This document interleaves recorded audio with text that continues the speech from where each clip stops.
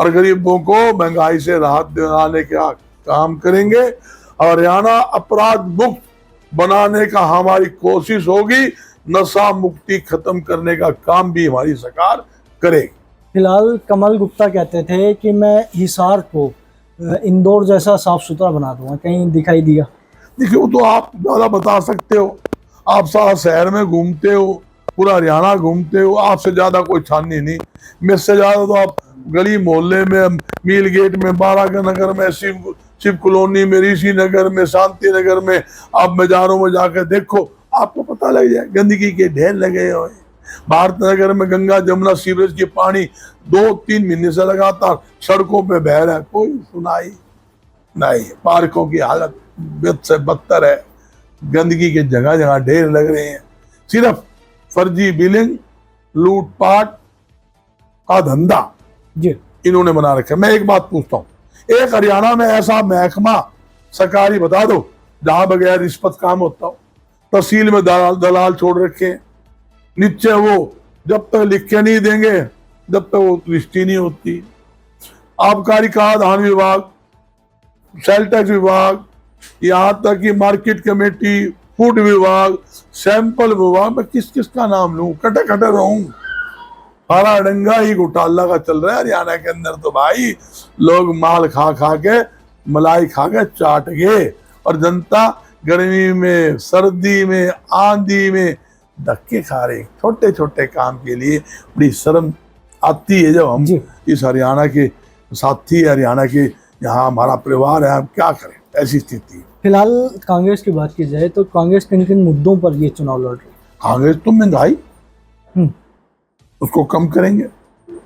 बेरोजगार युवाओं को रोजगार दिलाने की हमारी कोशिश होगी।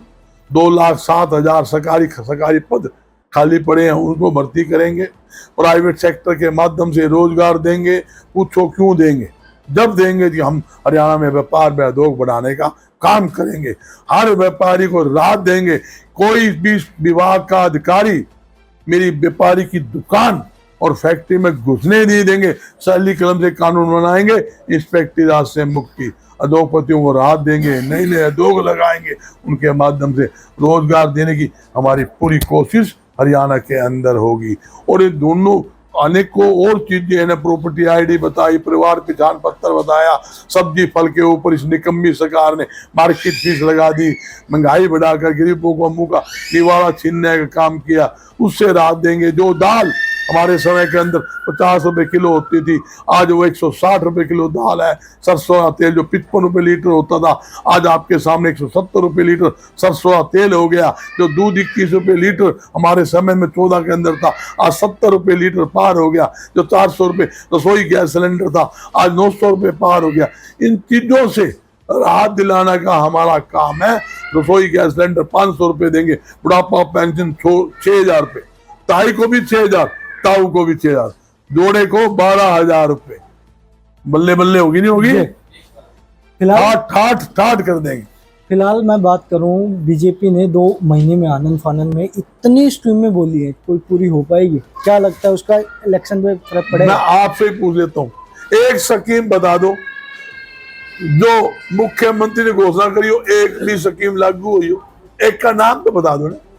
ये तो झूठ और जुमले की सरकार है। उसके साथ एक बात और जोड़ लो, मलाई चाटने की, लूट की सरकार है। 10 साल के अंदर जिस प्रकार इन्होंने प्रॉपर्टी आईडी के नाम पर लूटा, खनन के घोटाला किया, सरसों का घोटाला, धान घोटाला, बाजरा घोटाला ये किया, पुलिस कस्टडी के अंदर करोड़ों रुपए की शराब बेच दी, और कोरोना के अंदर जनता मर रही थी, अरबों रुपए की रजिस्ट्रियां करवा ले। एयरपोर्ट के चारों तरफ जो प्रॉपर्टी का अरबों रुपए का खेल खेला, सारी दुनिया जानती है। ये तो भाई लूट घसूट की काम है। हिसार का हमारा जिले का डीएसपी खनन माफियों ने वहां पलवल के जिले के अंदर गाड़ी चढ़ा के मार दिया। डाडम के अंदर खनन के नाम पर कितने मजदूर मर गए, कहाँ क्या हुआ जी? कहां से आई माफिया? जेलों में फरोख्ती मांग रहे हैं। कहां से मोबाइल आया जेलों में? मैं पूछना चाहता हूं सरकार से, भाई जेल में मोबाइल कैसे आया? अपराधी फोन करके कैसे फरोख्ती मांग रहे हैं, कैसे मंथली मांग रहे हैं? इसका मतलब जेल सुप्रिटेंडेंट जेल के अधिकारी मिले हुए हैं, उनकी सरकार की मिली भगती से, पुलिस की मिली भगती से, जेल के अधिकारी को मिली भगती से ये क्राइम बढ़ रहा है। इस पर अंकुश लगाने की जरूरत थी, जो सरकार ने ले लिया। व्यापारी तबके का सरकार बनाने में कितना अहम रोल है? सारा ही रोल है, इसमें क्या रोल है? किसान का भी रोल है, मेरे मजदूर का भी रोल है, छत्ती बरादरी का रोल है, उसी प्रकार व्यापारी का भी रोल है। छत्ती बरादरी एक है, हम एक कौम की बात नहीं करते, हम छत्ती बरादरी की बात करते हैं। हम भाईचारा बिगाड़ते नहीं, हम भाईचारा को जोड़ते हैं। बजरंग वो शख्स है, कहावत है, भाई किसी काटा चुम जाओ बजरंग घर खड़ा पाता है, मेरी टीम खड़ी पाती है। और एक बात कहावत और भी है जी, पुलिस बाद में पूछती है और मैं मेरी टीम जनता के लिए 24 घंटे हाजिर होते हैं। शायद 12 बजे तो किसी का फोन उठे ना उठे, जी, किसी मंत्री का या मुख्यमंत्री का या किसी सरकारी अधिकारी का उठा ही ना उठे। बजरंग दास गर्ग तो भाई 2 मोबाइल तकिए सराहने लेके सोता है। किसी भाई की तकलीफ हो तो भाई मेरी कोशिश होती है, मैं कह दूं नहीं भाई मैं तो कोई करने वाला परमात्मा है। मेरी ये कोशिश जो जरूर होती है भी रात को 12 बजे किसी भाई ने फोन किया है, दिक्कत में फोन किया है, मैं उसकी समस्या का समाधान करूं। ये नहीं किसी भाई तकलीफ में मैं सो जाऊं, वो मेरे 40 साल की इतिहास में नहीं है। पूरे हरियाणा में पूछ लेना इस बात का, तो एक कहावत है भाई, कोई काम आए ना आए हमारा बजरंगी भाई जरूर 24 घंटे काम के लिए खड़े रहता है। ये एक खास कहावत है। फिलहाल एक अहम सवाल है, भूपेंद्र सिंह हुड्डा के ऊपर ईडी के पुराने केसेस को वापस लग दिया जाए, इस पर क्या लगता है? कोई खास बात नहीं। ये तो सरकार करती है, जाने की सरकार है। भाजपा जाने वाली है, कांग्रेस आने वाली, और छेद कंडे तो अपनाएंगे। जेपी दलाल कहता था कांग्रेस की सरकार बनेगी हरियाणा की, हम 6 महीने में गिरा देंगे। पुप्पा का राज है, वो गिरा देगा। दूसरी ले लो, कदेगा चुनाव की डेट बढ़ा दो। ये अपनी हार तो पहले मान चुके हैं। बुखलाट अपनी हार को देखते हुए ये सारे हथकंडे अपनाएंगे।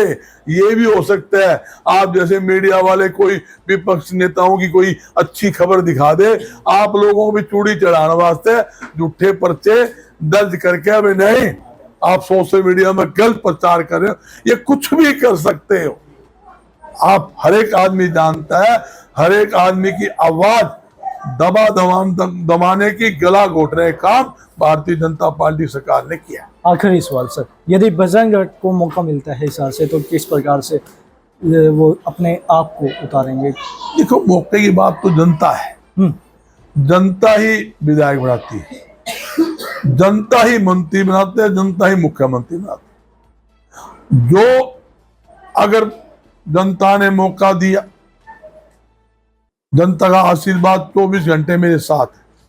आज इतनी बड़ी शक्तियों से मैं रात दिन संघर्ष कर रहा हूं, 3 बार जेल गया जी, टोकों में डंडे बजाए, 19 पर्चे मेरे बेटों पर दर्ज हुए। मैंने तो कभी किसी को नहीं कहा,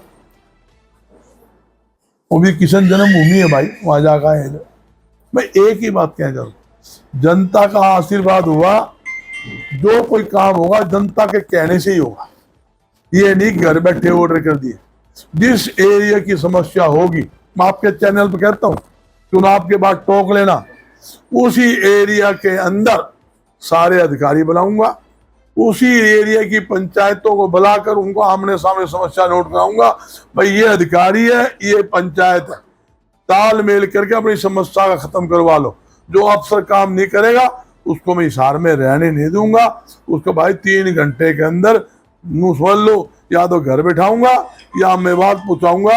ये मेरा काम है, उसके लिए सबको पता है मैं जैसा हूं जी, बताने की जरूरत नहीं।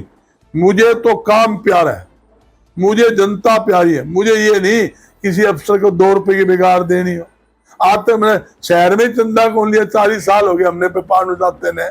अफसर को एक आदमी कहते कब चाह की बिगाड़ आई हो, एक व्यापारी कहते हो भाई 100 रुपए का हमने चंदा दिया हो। जो आदमी पब्लिक के लिए है, मेरे ऊपर वैसे माता लक्ष्मी है, मैं माता लक्ष्मी की रात दिन पूजा करता हूँ।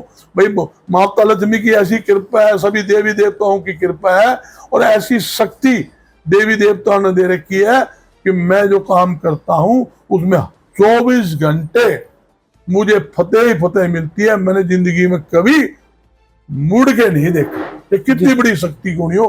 मेरे परमात्मा का फुल आशीर्वाद मेरे ऊपर, मेरे परिवार पर है।